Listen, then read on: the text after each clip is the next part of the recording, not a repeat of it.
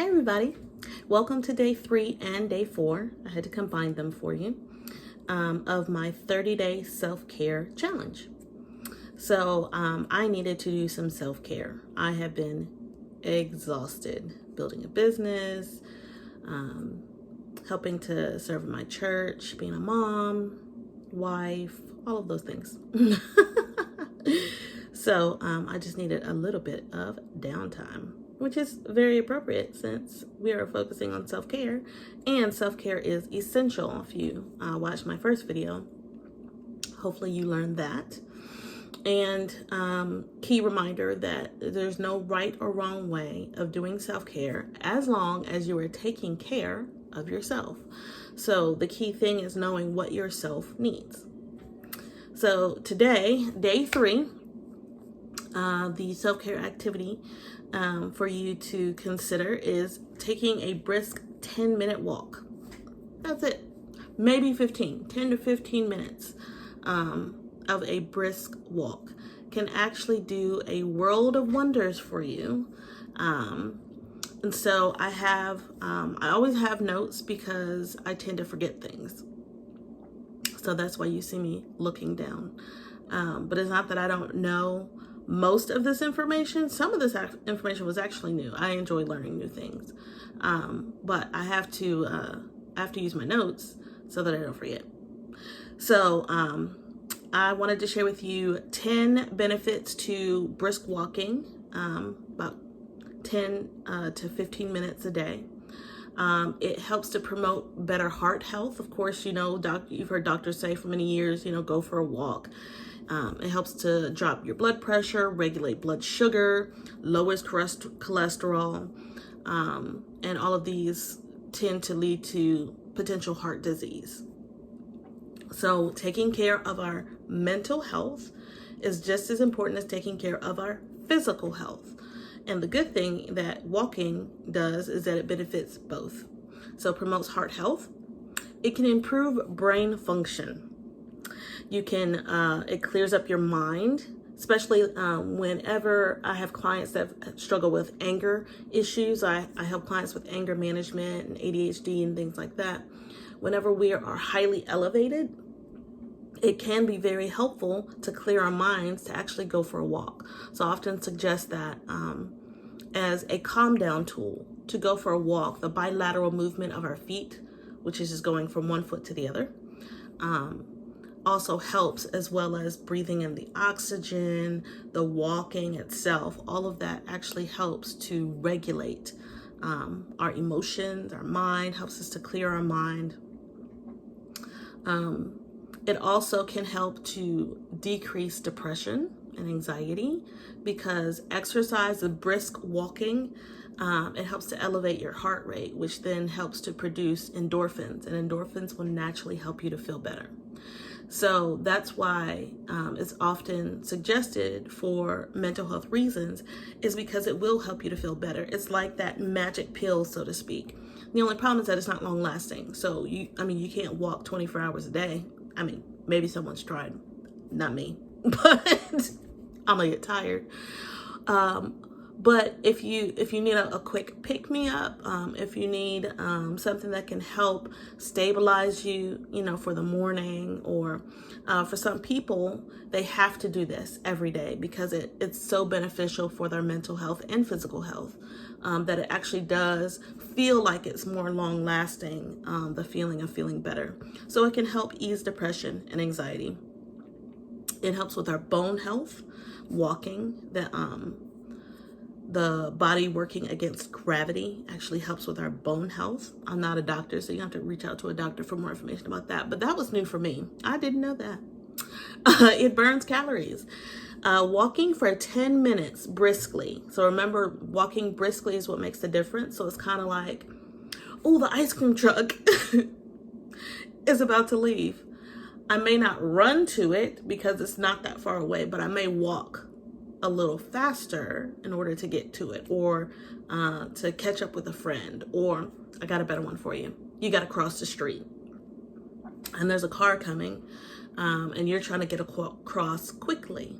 You're not a runner. You may not be a jogger. So you might walk briskly to get to the other side in hopes of not getting hit, or just because you don't want to be in the middle of the street for too long. You're being kind to the driver who's allowing you to cross the street. So walking briskly is what that looks like. So walking briskly for about 10 minutes will actually burn 50 calories. And for those of you people that count calories, because I'm not, I tried it and it's frustrating. But for those of you that do, you can burn 50 calories, 50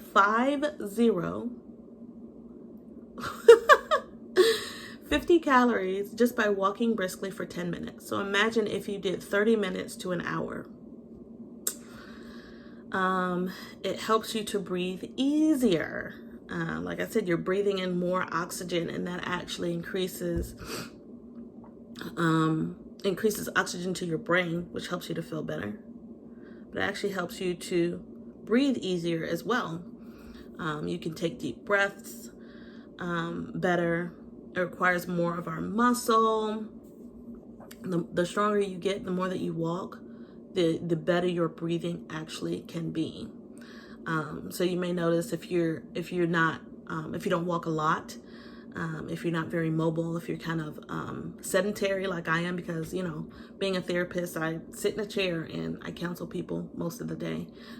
So I really need to get up and get moving more. You may notice that it may be harder for you to breathe. And that's not always just due to weight. Sometimes it's because you're out of shape. You could be skinny as a rail and out of shape and can't go up the stairs. So walking more frequently can help you to breathe easier on a regular basis, as well as when you do exert yourself a little bit more. It increases mindfulness, my favorite.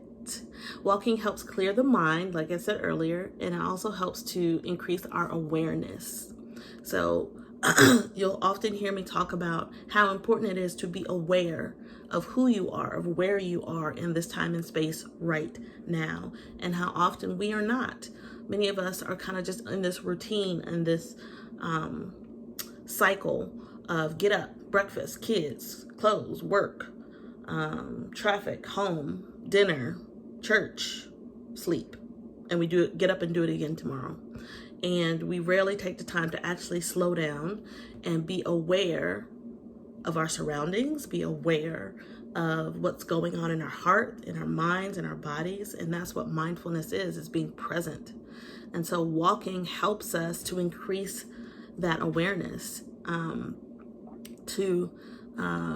You can go walking with a podcast or, listening to some music, and that's completely fine.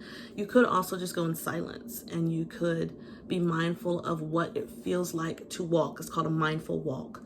You could be mindful of what it feels like to walk, what it feels like to feel the sun on your face, the wind on your face.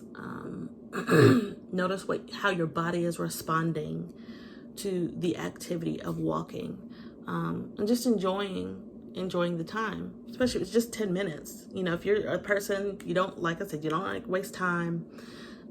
You feel like I don't have time to do it. Set a timer. Put a timer on your phone and go for a 10-minute walk. It didn't have to be far. I actually have a 10-minute walk myself. So after I gave birth to my son in March of this year, on maternity leave, once I was able to get up and walking again, I needed to get out. So I took a walk to our mailbox. So where I live, they don't have individual mailboxes for us. They have these cluster mailboxes, at the end of the street. So I decided, well, let's see how long it takes me to walk to the mailboxes and back. And surprisingly, it's about a 10-minute walk. So just doing that every day with my son was actually very helpful for me, helped me to feel better. It helped me to get moving. It helped me to feel more confident, not because, you start to feel bad sometimes when you're just sitting around all day, feeding the baby, doing nothing else, not really talking to anybody, just you and the baby, gaga, goo goo, eyes, burps, poops. So that 10-minute walk helped me to feel better. It's like, oh, this is great. I feel like I'm doing something productive and helpful for myself. It helps to reduce stress for sure. Let's see. Increases endorphins, cortisol, drops our level of cortisol, which cortisol is the hormone for stress. So again, that's why I suggest it for clients when they're feeling upset or frustrated. It actually will help you to feel better if you can kind of take a break from the argument, take a break from the situation, and go for a walk. But the key thing is to take a break. So that means a mental break as well. Oftentimes what we might end up doing is we're meditating on what they said and what I should have said and what I need to say when I get back in there. And we're kind of marinating in that space. That's not going to decrease the stress, and anger is actually going to make it worse. So actually take a moment, focus on your breathing, focus on the walking. It will actually help you to feel better. But you gotta step away. It increases your balance. That's new. Strong legs and feet make up the physical foundation of improved gait and balance. Very nice.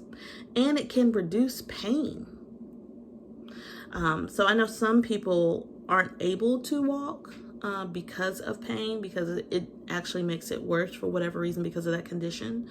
But there's also potential that it can reduce the pain if you actually get into a regular routine of walking. So those are a few reasons why we should walk 10 minutes briskly. And another reason why you should do it, especially first thing in the morning, goes back to that confidence. It actually can help you to feel more confident, more upbeat if you can do it first thing in the morning. I've noticed it helps to set my day when I do that, and it helps me to feel accomplished, because again, there are times when you feel like I'm not really doing anything. Like I spent all day doing this, or maybe my self-care for that day was I really needed to rest and lay down and actually do nothing. But I went for my 10-minute walk that morning. I actually checked something off my list today. I accomplished something today, and that helps to improve your mood and to improve your confidence. So, day 4, which was Sunday, was to enjoy a scented candle. I love scented candles. I don't know about you, but if I can find the right scent that I enjoy, it's wonderful. But to actually enjoy it means to, like I said, to be mindful. So you can put on some music if you wanted to, but turn the TV off, turn the phone off, or turn it on silent, turn it over, and actually just give yourself about 5-10 minutes. Again, set a timer and light a candle and enjoy the smell of it. Just notice everything you can. You know, if you're one of those people that knows a lot of different scents and herbs and things like that, see if you can notice the different ingredients in the candle. Some people are actually able to do that. Like they can smell, you know, the different things that are made up, that the candle is made up of.